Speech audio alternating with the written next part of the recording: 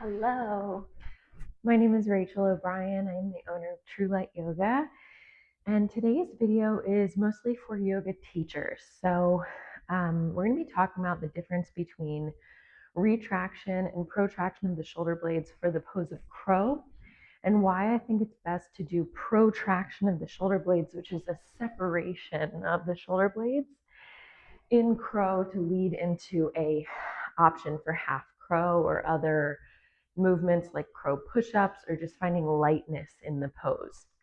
So a lot of the time I see people teaching retraction of the shoulder blades in crow.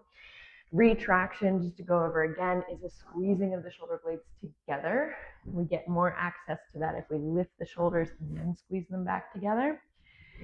Protraction of the shoulder blades is a separating them.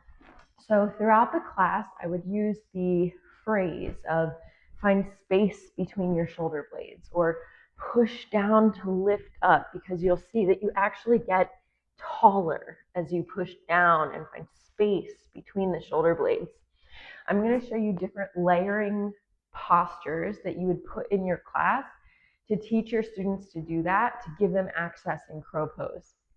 And the reason why we do that is because sometimes teachers teach retraction to get your chest more forward, but then you're in crow and my triceps feel very heavy here. My feet feel heavy. I feel like, if you ever have people like, I'm getting crow, but I'm bruised in my triceps, and they have those bruises the next day, it's because it's not light. They're just dumping their weight onto the triceps rather than engaging the core.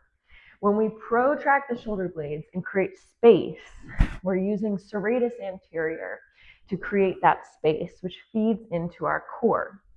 When we activate the core within our crow pose, rather than retract, we protract, squeeze the feet up. There's a sense of lightness here, so that maybe I could even hover my knee off of the tricep. So I'm going to teach you how I would put that in a class. What I would do is I would start in a seated position so that people can feel pro and retraction in just a really simple way. I'd bring the elbows out to the side and say, retract your shoulder blades by trying to squeeze your elbows towards one another. And then what we really want to focus on is protract the shoulder blades by bringing the elbows together. Feel space between your shoulder blades. Inhale, retract. Exhale, create space between your shoulder blades. I might start to change the hands so they get the feeling of inhale, retract. Exhale, press the hands forward and find space between your shoulder blades, like you're pushing a wall in front of you away. Inhale, bend the elbows, retract. Exhale, press away. Then I would take them into table. And I'm not going to do all the transitions, but just guide you through the main layering poses, because you could make the rest your own creative thing that you do. But these are just the different layering poses for protraction. So in table, I would have them again feel retraction and pressing away, protraction. Your arms stay straight as you dump the shoulder blades towards one another. Then press away and hold here.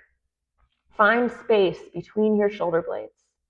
Press into your hands to find a lift. Create space between the shoulder blades. Press down to rise up. Good. And then from here, forgot my block, I would take a block and a mat down onto the mat and bring one hand onto the block for some bird dogs. When we have the hand on the block, we gain greater access to our core and protraction of the shoulder blades, because we tell people to press down into the block.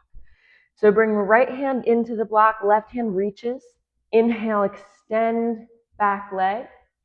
Exhale, elbow and knee together, round the back. Find space between the shoulder blades. Inhale, extend. Exhale, find space between your shoulder blades. Hold. As I press down through my right hand, I find space between my shoulder blades and greater access to my core. We would do that on the other side. And then I'd come into some knee to triceps. So on the hands and knees, you get the feeling of bringing the knee into the tricep and hold. I would tell students to point their toes and round their back, create space between the shoulder blades. So it starts to mimic the pose. You inhale, extend, exhale, knee to tricep. Try to slide the skin from your elbow up to the shoulder. And see what that did? Look at my shoulders here. From here, slide the skin up, round the back. And we do that on both sides as well. From here, I'd take them into a low lunge, which is another place that they can again explore the protraction of the shoulder blades, bringing hands to push forward and find space in the upper back. Inhale, open up. Exhale, create space between your shoulder blades, and you feel it becomes more of like a tuck. Inhale, you find more of a back bend. Exhale, you find more of a crunch or engagement of core. Inhale. Exhale, create space between your shoulder blades. From there, you can start to take those poses we already did and build a little bit more heat with them. So I'd put it into a sequence with, instead of table, now we're in plank. From plank, retract the shoulder blades, protract the shoulder blades. Feel the space between your shoulder blades. Feel how when you press into your hands, you find a lift up. And as you protract and create space between the shoulder blades, you get a little bit taller from the mat, right? Lift. From there, I would do the knee to tricep from down dog. So inhale, right leg up. Exhale, right knee to tricep. You would obviously do this all on both sides. Inhale, lift up. Exhale, knee to tricep, hold and have them protract in that hold. See, this is just, I'm making the shape, right? But here I'm active in my core, I'm lifting up. Here I'm dumping weight into my elbow. But if I slide the skin of the elbow up to the shoulder, it makes me access that core. We could step the foot through, find your high lunge to do the same thing, protract, press away. Inhale, retract. Exhale, protract, press away. And then that should warm them up and really imprint into their body what it feels like to protract and access the core. So that when you lead them into crow as your peak pose of the day, they have a deep understanding of why to do it and also how to do it.